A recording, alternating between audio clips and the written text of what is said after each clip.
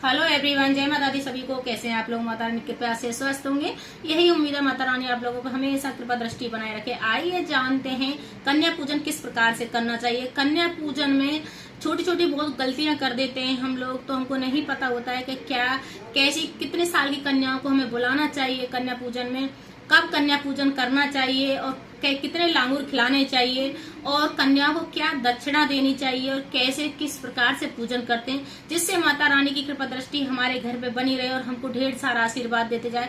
अगर हमने व्रत किया है तब भी हम कन्या पूजन करेंगे और नहीं किया है तब भी हम कन्या पूजन करते हैं तो बहुत अच्छा माना जाता है। अगर हमने व्रत नहीं किया है तो 9 दिन का हम फल कन्या पूजन से ही प्राप्त कर सकते हैं। अब कन्या पूजन किस प्रकार से करते हैं? कन्या पूजन मतलब कितने साल की लड़कियों को बुलाना चाहिए? तो मेरे अनुसार 3 से 8 साल तक की बच्चियों को बुलाना चाहिए। वैसे शास्त्रों में लिखा हुआ है कि 10 साल की बच्चियों को बुला सकते हैं, पर मेरे अनुसार 3 साल से 8 साल तक की बच्चियों को बुलाना चाहिए और 2 लांगूर बुलाने चाहिए, क्योंकि एक भैरव बाबा का होता है और एक वीर हनुमान जी का होता है। क्योंकि वीर हनुमान बाबा ने भी माता का साथ बहुत दिया था, तो 2 लांगूर जरूर खिलाने चाहिए। अब आता है उनको घर में कैसे प्रवेश किया जाता है। पहले एक दिन पहले न्योता दिया जाता है कन्याओं को, फिर उनके घर जब बुलाते हैं तो हमें जल से अच्छे से पैरों को धुलना चाहिए। किसी पात्र में पानी में अच्छे से धुलना है, उनको पैरों को पोंछना है। अगर कच्चा दूध और गंगा जल डालते हैं तो वो भी बहुत अच्छा माना जाता है। थोड़ा सा डाल ले, बूंद 1 बेशक कच्चे दूध की, तो भी अच्छा माना जाता है। अगर नहीं डाल सकते तो कोई बात नहीं, पानी से सादा सिंपल से भी पैर धुल सकते हैं। धुल के पोंछना है और फिर उनको अपने घर में अंदर बुलाना, आदर के साथ बुलाना है। और हमें जो जल होता है उसका अपने पूरे घर में छिड़काव देना है, जो कन्याओं का जो जल है। फिर उनको अच्छे से आसन पर बिठाना है और चुनरी उड़ानी है।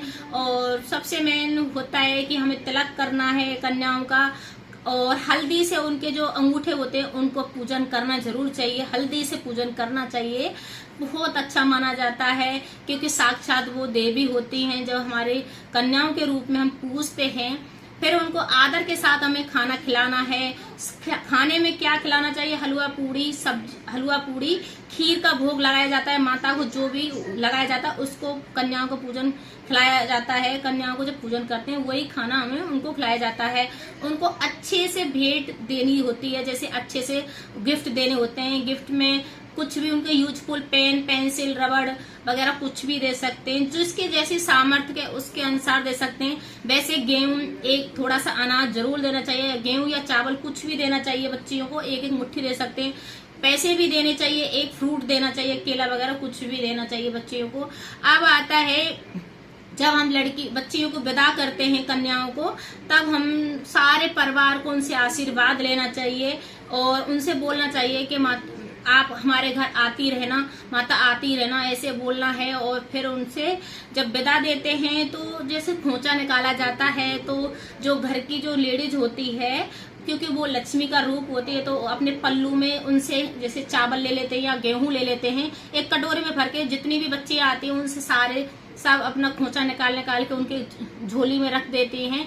वो बहुत अच्छा माना जाता है। और किचन के भंडार में उसमें रख देते हैं, किसी पात्र में, गेहूं में, अनाज में, जैसे जो भी आपने निकाला है वो अपने घर में रख देते हैं। उससे क्या बोला जाता है कि हमारे घर के हमेशा भंडार भरे रहते हैं और माता रानी की कृपा दृष्टि बनी रहती है और हमेशा धन के भंडार कभी भी खाली नहीं होते। इस प्रकार से हम करते हैं कन्या पूजन। अगर मेरी वीडियो अच्छी लगे तो लाइक करें, शेयर करें, कमेंट करें और जय माता दी सभी कमेंट में जरूर लिखें और सब्सक्राइब करें। सबसे मेन होता है कि छोटी छोटी टिप्स हैं जो बहुत लोगों को नहीं पता होता है। कन्या पूजन किस प्रकार से करना चाहिए, क्या करना चाहिए, इसी टॉपिक पर मेरा वीडियो बहुत लोगों को नहीं पता था।